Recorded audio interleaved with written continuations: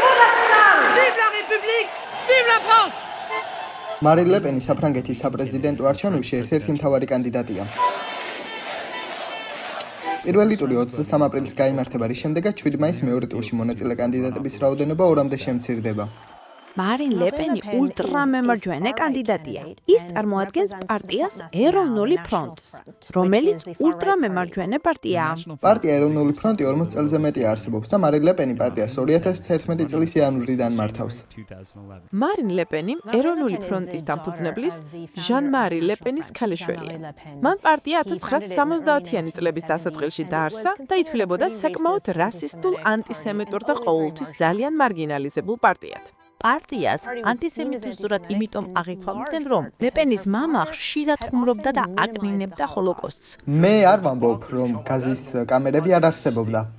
უბრალოდ ვფიქრობ, რომ ეს მეორე მსოფლიო ომის ისტორიის უმნიშვნელო დეტალია. თუმცა მარინი მამას 2015 წლიდან განუდგა. ნაწილობრივ ეს იმიტომ მოხდა, რომ მან პარტიის გზავნილისა და ბრენდის შეცვლა სცადა. I excluded from the National Front my very own father. We could not tolerate words, unacceptable words that would lead to a caricature of our movement. მამის თანამდებობიდან გადაყენებით ლე პენი იმედოვნებდა, რომ პარტიას ანტისემიტიზმისგან დააშორებდა. თუმცა ბოლოდროინდელმა კომენტარებმა ამ ცდილობებს ხელი შეუშალა. პრესასთან საუბრისას მარინ ლე პენმა უარყო, რომ საფრანგეთი პასუხისმგებელი იყო ველთივის დარბევაზე. მოვლენები მოხდა მაშინ, როდესაც საფრანგეთის ხელისუფლებამ ებრაელები დააკავა და პარიზის დახურულ ველოდრომ დიჰივერზე გადაიყვანა, რათა საბოლოოდ ნაცისტურ საკონცენტრაციო ბანაკებში გადაენაწილებინათ. Je pense que la France n'est pas responsable du Veldiv. Voilà. ლე პენმა ეს თქვა იმის მიუხედავად, რომ საფრანგეთის პრეზიდენტმა ჟაკ შირაკმა 1995 წელს ოფიციალურად აღიარა დანაშაული საფრანგეთის სახელით. ჰოლოკოსტში საფრანგეთის ბრალეულობის ეჭვქვეშ დაყენებით ლე პენმა ფრანგებს ძველი ჭრილობები ხელახლა გაახსენა. თუმცა ამ დროისთვის ლე პენი წამყვან კონკურენტად რჩებოდა, როგორც ეს მთელი საარჩევნო კამპანიის განმავლობაში იყო. და ეს დიდწილად მისი წარმატებული მცდელობების დამსახურებაა, რათა ეროვნული ფრონტის რებრენდინგი გაეკეთებინა. ანტისემიტისტური განცხადებების ნაცვლად ლე პენი ცდილობდა პარტია ფრანგული იდენტობისა და ფრანგული ღირებულებების დამცველად წარმოეჩინა. Et notamment aux gens de toutes origines et de toutes confessions que nous avons accueillis. Je rappelle, parce que cela va sans dire, mais cela va mieux en le disant, il n'y a pas et il n'y aura pas d'autres lois et valeurs en France que françaises. მისი მთავარი თემა არის საფრანგეთი ფრანგებისთვის, რაც მის ზოგიერთ პოლიტიკურ ხედვაში აისახება. რეალურად, ეს ხედვები რასისტული ან ქსენოფობიურია, თუმცა ლე პენი ამას დიდებულ საფრანგეთში დაბრუნება აღიქვამს, რაც თავის მხრივ ეს ცოტათი ტრამპსაც გვახსენებს. The forgotten men and women of our country will be forgotten no longer. I am very happy about the election of Donald Trump. I think that the United States will once again regain its former image in the world, which had become very damaged. მარინ ლე პენისთვის არსებობს გარკვეული ფრანგული კულტურა, რომელიც უნდა იყოს დაცული და არ დაიკარგოს გლობალიზაციის ტალღაში. ის განსაკუთრებით გლობალიზაციის მოწინააღმდეგეა. ეწინააღმდეგება ევროკავშირს და იმიგრანტების რაოდენობის რადიკალურად შემცირებას ურს. We're not going to welcome any more people. Stop. We're full up. 2015 წლის ტოლვილთა კრიზისის დროს თავშესაფარის მაძიებლები ჩრდილოეთ აფრიკიდან და ახლო აღმოსავლეთიდან ევროპაში გაიქცნენ და საბოლოოდ ისეთ ადგილებში ჩავიდნენ, როგორიცაა საფრანგეთის ქალაქი კალე, სადაც მდებარეობს ტოლვილთა ცნობილი ბანაკი სახელწოდებით ჯუნგლები. ბევრი ევროპელი თავს დათრგუნულად გრძნობდა უეცარი შემოდინებების გამო და მარინ ლე პენმა ისარგებლა სიტუაციით. ზოგადად საფრანგეთმა არ შეიფარა იმდენი ადამიანი, რამდენიც გერმანიამ ან ჩრდილოეთ ევროპის ნაწილებმა. ამის მიუხედავად ფრანგებში გაჩნდა განცდა, რომ ეს ტოლვილების ტალღა უკონტროლო გახდებოდა, რომ ევროპამ არ იცოდა როგორ გაეკონტროლებინა თამისი საზღვრები. Comme Calais, où je me suis rendu encore récemment, sont sur les méfaits de l'immigration incontrôlée et de la carence de l'État des exemples éloquents.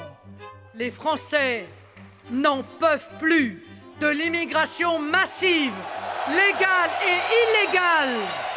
მიუხედავად იმისა, რომ ეს არაფერ შუაში არ იყო 2015 წლის შემოდგომაზე პარიზში და შემდეგ კვლავ 2016 წლის ზაფხულში ნიცეში მომხდარმა თავდასხმებმა ევროპაში ცვლილებების მიმართ განცდა გაამწვავა. Reports are coming in of an attack. A shooting in central Paris. Hearing at least 20 shots and seeing more than 15 dead. 2 young men, no older than 25, with Kalashnikovs. თავდასხმების შიში, თავდასხმების რეალობა, როგორც წესი ზრდის საზღვრების დახურვის მიმართ მოწოდებას და იმიგრაციის პოლიტიკის გაუქმების იმ ქვეყნების მიმართ, რომლებსაც დამნაშავებებად მიიჩნევენ. მიუხედავად იმისა, რომ ბევრი ლიდერი ერიდებოდა დამნაშავების შესახებ რაიმე ვარაუდის გაკეთებას, I don't want to speculate at this point in terms of who was responsible for this. მარინ ლეპენმა თავდასხმებიდან მალევე ევროპარლამენტში გამოსვლისას სწრაფადვე გაიშვირა თითი. მან პარიზში მომხდარი ტრაგედიის გამო ისლამური ფუნდამენტალიზმი დაადანაშაულა.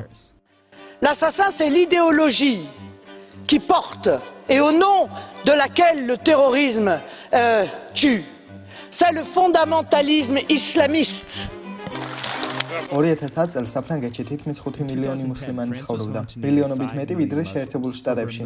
ქვეყანა, რომელიც საფრანგეთზე თითქმის 5-ჯერ დიდია. და ბევრ ფრანგ მუსლიმს ფრანგის მაგივრად რელიგიურად აღიქვამდნენ. ეს ნაწილობრივ განპირობებულია საზოგადოებრივ სივრცეში ჰიჯაბის ტარებით, საკითხი, რომელიც საფრანგეთში 45 წელზე მეტია განიხილება.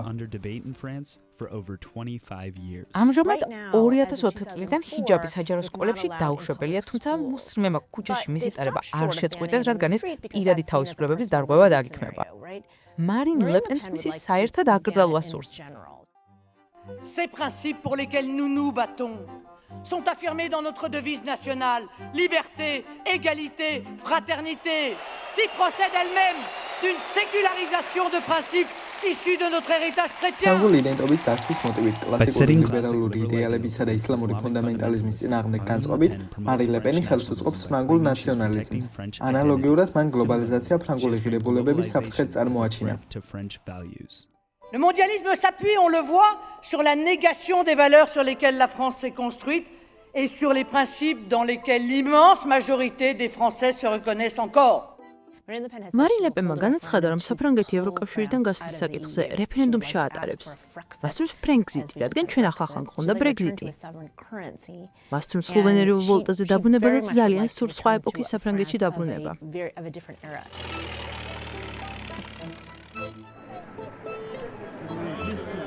თუ საფრანგეთის გამოთიშვა შესაძლებელი იქნება, ეს ჩვენთვის ცნობილი ევროპული ექსპერიმენტის დასასრული იქნება. რადგანაც ბოლო ათწლეულის განმავლობაში ნაციონალურ ფრონტს გამოკითხებში რეიტინგი გაიზარდა, სხვა პოლიტიკურმა კანდიდატებმაც რიტორიკა მემარჯვენეების სასიკეთოდ შეცვალეს. ცენტრისტული მემარჯვენე პარტიები ლეპენის ზოგიერთი იდეის მიღებას იწყებენ. მაშინაც კი თუ იდეა წარმატებას ვერ მიაღწევ, მიმდინარეობს საუბარი, რომელიც იმიგრაციის მიმართ გაცილებით ბევრად უფრო სკეპტიკურად არის განწყობილი. ახლა ის რადიკალიზირებულია და ამ ტიპის ანტიისლამური, ისლამოფობიური სივრცითი შეფერილი. რეალური კითხვა ასეთია: საკმარისად მოქნილები არიან თუ არა ევროპული ერები მულტიკულტურალიზმის სივრცეში გადასასვლელად? არის ეს, რაც მათ სურთ? და ერთ-ერთი რამ, რასაც მარინ ლეპენი იტყვის, არის ის, რომ ეს არის ბრძოლა არჩევნებისთვის. ეს არის ბრძოლა გლობალიზაციასა და პატრიოტიზმს შორის. ამგვარად, ის ამით იმ აზრს აყალიბებს, რომ ადამიანი პატრიოტი არ არის თუ არ ეთანხმება საფრანგეთის ძალიან სპეციფიკური ტიპის იდეას, საიდანაც ბევრი ადამიანი თავს გარიყულად მიიჩნევს.